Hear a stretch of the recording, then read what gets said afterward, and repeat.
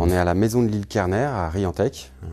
Alors dans la maison de l'île Kerner, en fait, on va trouver toute une partie dédiée donc à la pêche à pied dans la petite mer de Gavre, avec la présentation des invertébrés que les gens viennent chercher, les coquillages en particulier. On trouve aussi bien sûr toute une présentation des oiseaux qu'on trouve à l'année, ici sur la petite mer de Gavre, et en particulier les hivernants qui viennent se réchauffer ici dans le sud Morbihan. Donc c'est des sculptures qui sont en terre cuite et peintes après à la main.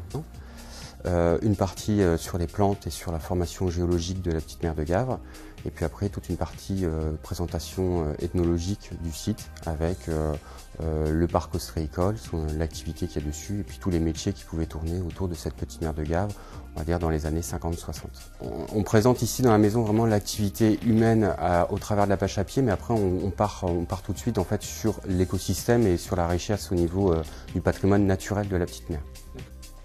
Alors on fait des sorties, oui bien sûr, on a toute une série de sorties nature qui sont proposées au cours de l'année. Alors en fait la formation géologique de la petite mer de Gavre est un processus un petit peu particulier. Ça remonte il y a 130 000 ans à peu près.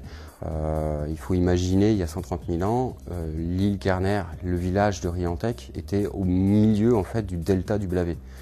Le Blavet avait un delta immense.